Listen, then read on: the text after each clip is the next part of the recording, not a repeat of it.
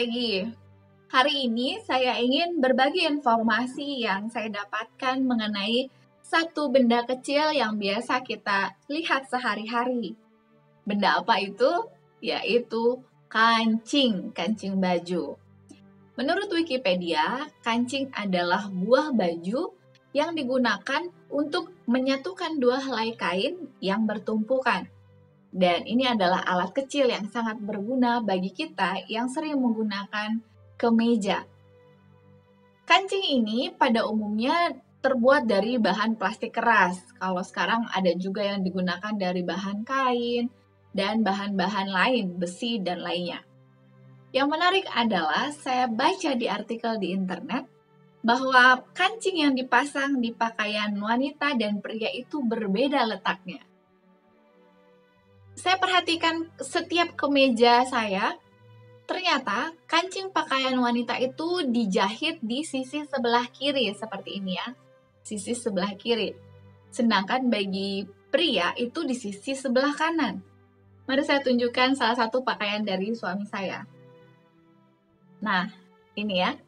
Kancingnya itu dipasang di sisi sebelah kanan, berlawanan dengan pakaian wanita.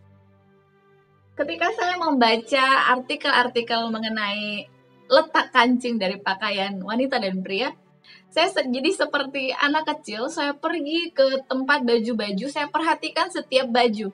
Apa memang benar seperti itu?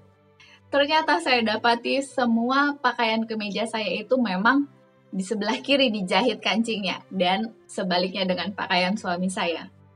Mungkin ini bagi para tukang jahit sudah merupakan informasi yang diketahui sejak lama. Tapi bagi saya sebagai seorang awam, saya baru tahu hal ini ketika saya terus membaca. Kancing yang bentuknya kecil sangat berguna bagi setiap orang yang menggunakan kemeja. Sama halnya dengan rasa syukur kita.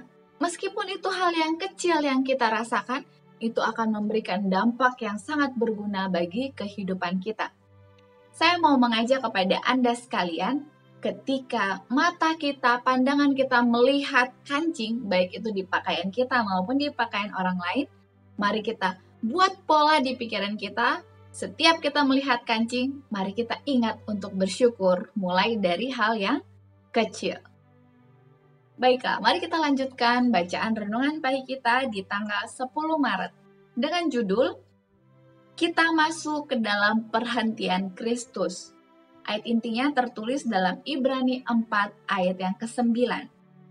Jadi, masih tersedia suatu hari perhentian, hari ke-7 bagi umat Allah. Penjelasannya, kalau engkau mau belajar kelembutan dan kerendahan hati dalam sekolah Kristus, Ia pasti akan memberikan kepadamu ketenangan dan kedamaian. Merupakan suatu perjuangan yang hebat untuk meninggalkan kehendak hati dan jalanmu sendiri. Tetapi setelah menamatkan pelajaran itu, engkau akan mendapatkan ketenangan dan kedamaian. Kesombongan, ambisi, dan sifat mementingkan diri sendiri harus dikalahkan. Kemauanmu mesti tenggelam dalam kemauan Kristus. Seluruh hidup boleh menjadi satu korban kasih yang tetap, setiap perbuatan suatu kenyataan, dan setiap perkataan suatu ucapan kasih. Sebagaimana hidup pokok anggur itu beredar melalui batang dan tandan, turun ke dalam jaringan yang paling bawah, dan sampai ke daun yang paling atas. Demikianlah anugerah dan kasih Kristus menyala dan berkelimpahan di dalam jiwa, mengirimkan segala kebajikannya kepada segala bagian kehidupan dan menembusi segala penggunaan tubuh dan pikiran. Menjadi pekerja bersama dengan Kristus dalam pekerjaan besar, untuk mana Ia menyerahkan nyawanya, kita akan mendapat sentosa yang benar. Ketika kita, orang-orang berdosa, Ia menyerahkan nyawanya bagi kita.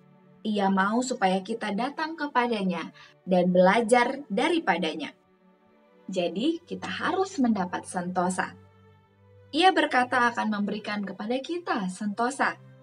Belajarlah kepadaku, karena aku lemah lembut dan rendah hati.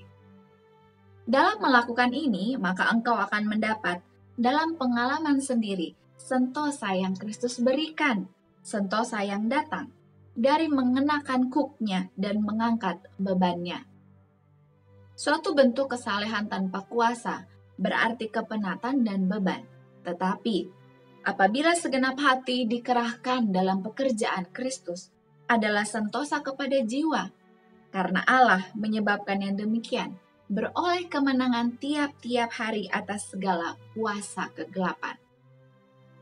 Allah menolong dia yang menyerahkan jiwanya kepada Tuhan sebagai halik yang setiawan. Untuk mempelajari pelajaran yang Kristus ajarkan ialah suatu kekayaan terbesar yang para pelajar dapat peroleh.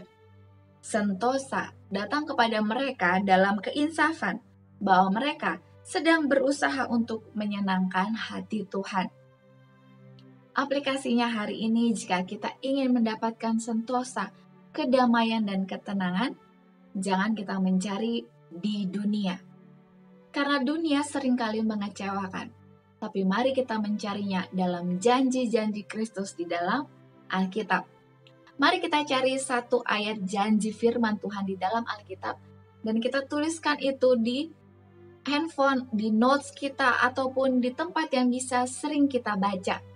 Agar setiap kali kita baca ayat janji itu, kita boleh merasakan sentosa, kedamaian, dan ketenangan.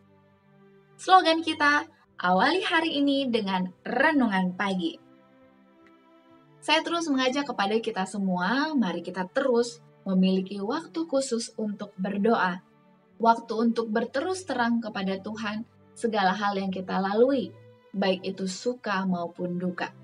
Karena Tuhan saja yang akan memberikan kelepasan dan kekuatan bagi kita untuk melewatinya.